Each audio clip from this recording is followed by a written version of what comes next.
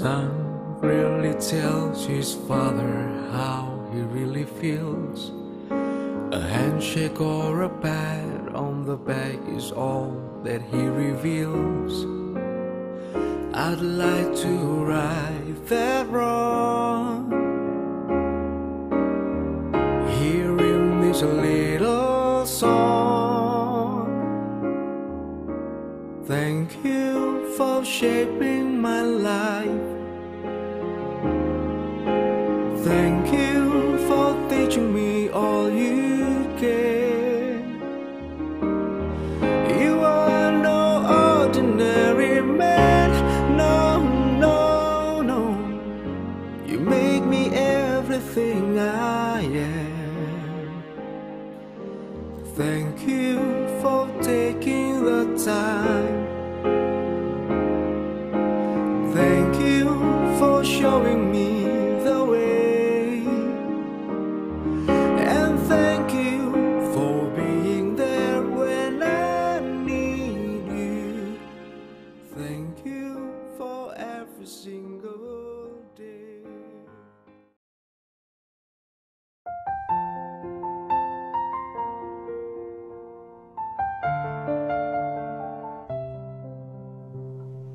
Kalau waktu ayah masih hidup sih,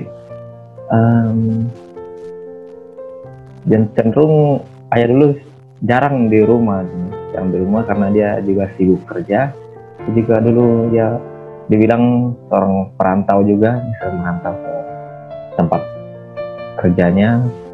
Ayahku tuh kebetulan orang tua yang apa ya, cuek gitu loh. Jadi dia kayak lebih keperhatian ke anak itu kayak lebih beda sama orang tua pada umumnya yang kayak ngasih taunya itu secara langsung gitu. Jadi tuh aku ingat banget itu adalah tanggal 25 bulan 4. Itu adalah ulang tahun papa aku yang ke-47. Dan seumur hidupnya papa aku baru kali itu punya kue ulang tahun. Kenangan sama-sama, kayak misalnya bermain bersama. Pokoknya masa kecilnya itu untuk main saja dulu lah dengan bapak. Mau makan juga harus ada anak-anak dulu, bapak kumpul semua dulu baru bisa makan. Kalau satu tidak ada, bapak suruh jalan cari sampai dapat, baru kita bisa makan. Bapak itu dulu kayak pengen kali punya anak perempuan. Jarak aku sama abang aku yang terakhir 10 tahun. Jadi pas aku ada, dia kayak bangga gitu punya anak perempuan. Jadi dari aku umur 1 tahun sampai aku SD terakhir kali dirayain terus ulang tahunnya, tiap tahun dirayain. Terus kalau kemana-mana pasti selalu dibawa gitu. Mau dia kerja kemana ikut gitu.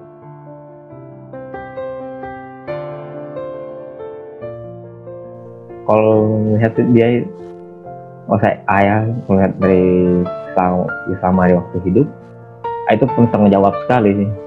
Dia pernah, walaupun disibuk kerja, dia tetap memperhatikan kami.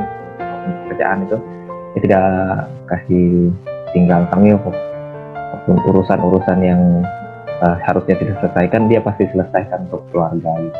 Setelah ibu meninggal, baru aku sadar ternyata bapakku itu juga berkorban banyak gitu loh buat kita ternyata.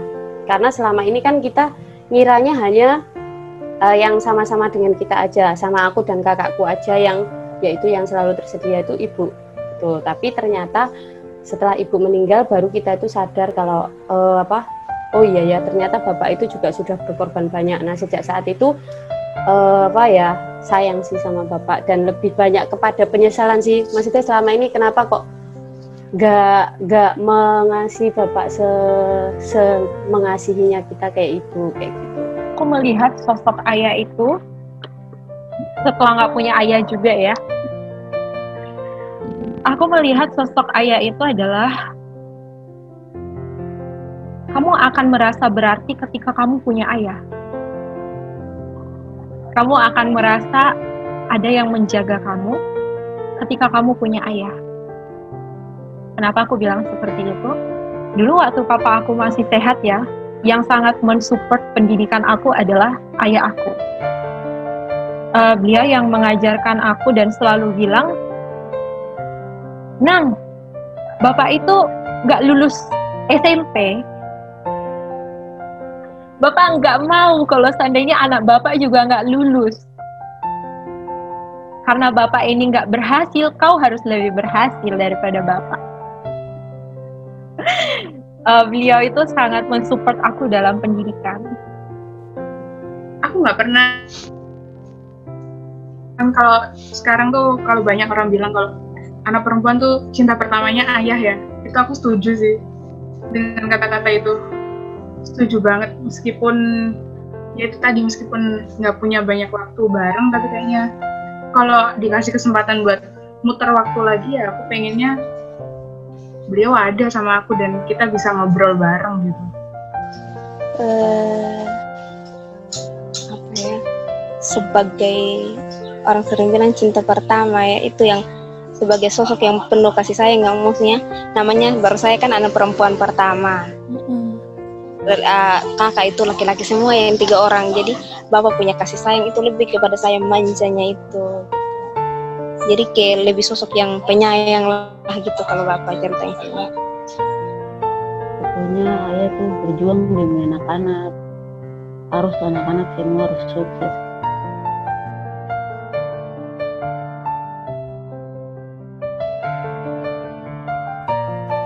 Saya pelajari sih. Dia itu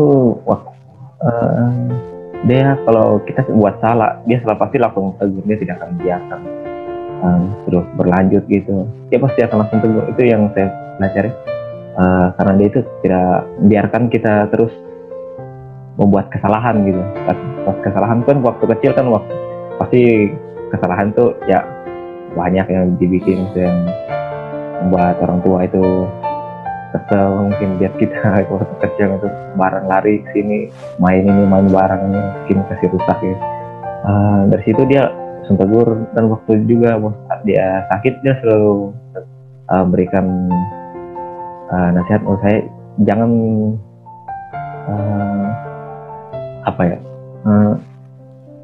meninggalkan pekerjaanmu yang belum selesaikan dulu pekerjaanmu, baru kamu pergi main. Buat belajar bertanggung jawab gitu. Yang aku pelajari dari bapak sih, belajar untuk tidak terlalu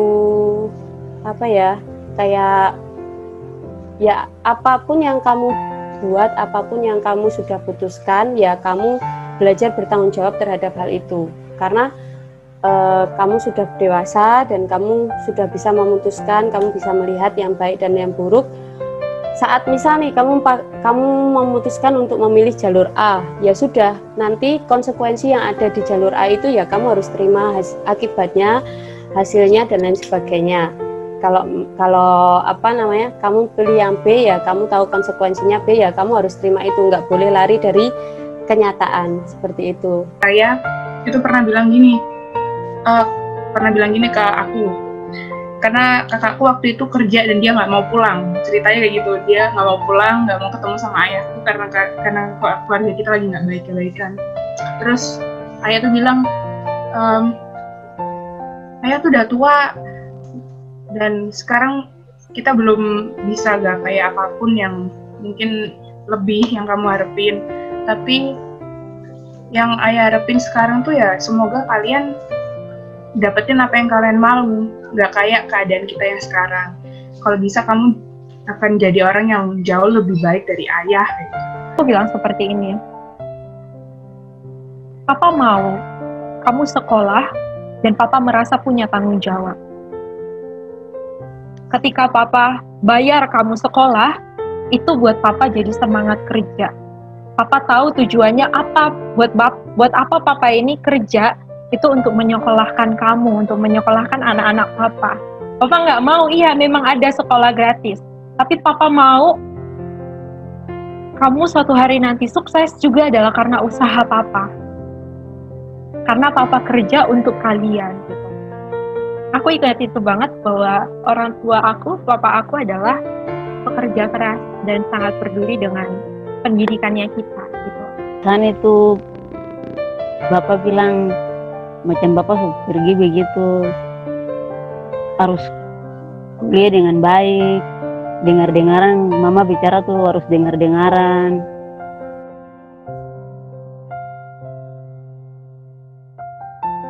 Perbedaannya sangat terlihat sekali sih di ekonomi keluarga kami. Saat ayah masih ada dan ayah belum ada. Waktu ayah masih ada itu ekonomi masih baik-baik saja. Pada saat ayah sudah meninggal, perlahan itu ekonomi mulai kurang baik gitu, karena yang cuma mencari nafkah untuk kami aja cuma mama doang ya. Tapi sekarang begitu nggak ada ya, dua-duanya sudah nggak ada sih. Jadi mungkin kalau mau cerita, kalau mau ya kita pasti punya beban hidup sih ya. Misalnya ada masalah apa gitu kan, pasti cerita kan. Kalau yang yang punya orang tua kan pasti bakal cerita kan sama papanya atau mamanya kayak gitu. Aku kalau lihat story-nya di IG anak-anak yang lain, teman-teman yang lain tuh pasti ada yang posting foto sama mamanya atau posting foto sama papanya atau cerita apa kayak gitu. Nah, perbedaannya sih pasti di situ. Beda banget, sebenarnya beda banget pokoknya. Soalnya meskipun waktu buat misal untuk ngobrol aja jarang, tapi kayak setiap hari kan suasananya selalu ada ayah gitu kan. Dan aku meskipun orang yang nggak deket sama beliau, tapi kalau kemana-mana gitu pasti selalu kayak ngerasa aman, karena ya aku punya bapak gitu, aku punya bapak yang pasti bakal gimana pun pasti aku hubungin, pasti akan datang kayak gitu kan. Tapi ada satu kerinduan yang memang sangat aku rindukan sampai sekarang adalah ketika aku memperoleh prestasi dan ketika aku mendapatkan sesuatu, aku merasa tidak ada tempat yang aku bisa kayak, wah akhirnya yes aku bisa dapat gitu. Aku nggak bisa kayak, wah aku mau ujian, doain aku ya gitu, kayak iya semangat ya gitu. Nggak ada yang seperti itu ternyata gitu. Ya mungkin mama aku saat ini, mah aku ada ini gitu. Ya mama aku tidak mengerti itu dan tidak akan bertanya, oh itu nanti bagaimana. Aku harapannya dia bertanya gitu kan, oh itu nanti gimana, habis itu kemana gitu kan. Mama aku hanya menerima hasilnya gitu. Dan ketika aku kasih tahu, aku mau ujian ujian ini, doain aku ya. Iya ya, mama doakan ya gitu. Mama aku pasti akan selalu bilang itu. Tapi mungkin bedanya di papa aku akan tanya, itu seperti apa gitu kan, kayak untuk teman bertukar pikiran itu sudah tidak ada. Dan ketika aku sudah lolos itu, tidak ada yang bilang hebat kamu, baru bapak. Aku mendambakan ada orang yang jadi tempat oase lah ya, tempat dimana kita itu tuh bisa mencurahkan segala emosi kesenangan kita gitu. Pokoknya kalau itu kayak duduk sendiri begitu, renungkan, kayak macam pergi jauh-jauh, macam pulang, kayak kita semua kumpul begitu, lihat macam biasanya kalau macam Desember gitu kumpul kan, pasti di rumah yang bikin rame itu kan bapak. Terus macam tuh kumpul begitu, macam memang tuh rasa suasana Natal, tapi macam orang tua laki-laki pergi begitu, itu macam patah semangat kan, macam tidak ada bapak. Jadi biasa ada bapak boleh rame, bapak suka kasih hiburan.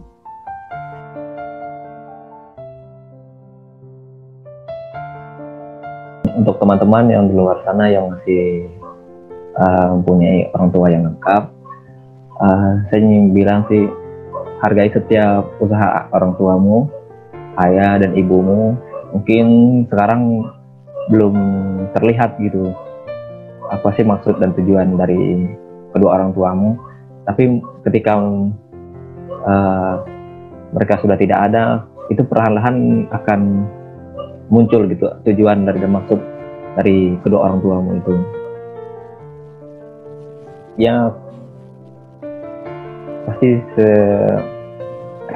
seorang ayah atau seorang ibu itu memberikan nasihat dan masukan kepada kalian bukan hanya semata-mata karena mereka lebih tua dari kalian, tapi itu demi kebaikan kalian juga. Hargai mereka, dan itu akan hilang ketika mereka sudah tidak ada. Itu saja sih. Pesannya sih, beruntunglah kalian yang masih bisa didampingi sama mama atau papa gitu. Sekalipun itu misal hanya salah satu dari mereka yang masih bisa mendampingi, tapi tetap hargailah setiap detik, setiap waktu kalian bersama dengan orang tua kalian, karena sebegitu berharganya waktu bersama mereka itu akan terasa berkali-kali lipat berharga saat kalian nggak bersama mereka lagi, kayak gitu. Saat dan menjadi anak yang mendengar mereka, menghargai mereka, itu satu kebanggaan tersendiri buat orang tua kita. Jadi sayanglah mereka selagi mereka masih ada, karena sesungguhnya ketika mereka tidak ada, hal yang paling kita menyesal adalah ketika kita tidak mampu membalas jasa mereka. Ya buat teman-teman yang yang istilahnya kalian mungkin punya waktu yang lebih beruntung dari orang-orang lain, dengan punya keluarga yang lengkap, misal orang tua yang masih lengkap. Pesan aku jangan pernah keluarin kata benci. Misal kayak aku benci banget sama mamaku, aku benci banget sama ayahku, jangan kayak gitu, karena mereka tuh sejahat-jahatnya atau mungkin senyebelinya mereka, ketika mereka udah nggak ada, itu pasti yang kalian sesalin ya momen-momen kecil itu. Untuk orang-orang muda di luar sana, ketika kita masih punya orang tua, baik mama, papa mama masih lengkap, bukti kita mengasihi dan mencintai orang tua kita itu adalah seberapa banyak waktu yang kita bisa berikan ke orang tua kita. Kapan waktunya? Waktunya adalah sekarang. Kenapa harus sekarang waktunya? Karena kita tidak tahu kapan waktunya akan tiba. Aku tidak pernah menyangka kalau seandainya papaku akan tutup usia di umur 47 tahun. Dan aku juga tidak tahu kapan waktu-waktu orang-orang terdekat aku akan tiba gitu. Karena ya Tuhan yang tahu itu gitu. Kita nggak tahu kapan waktunya tiba. Kalau tidak dari sekarang kita menggunakan waktu kita untuk dekat dengan orang tua kita, jangan sampai situasi yang mengajarkan kita untuk jauh dari orang tua kita.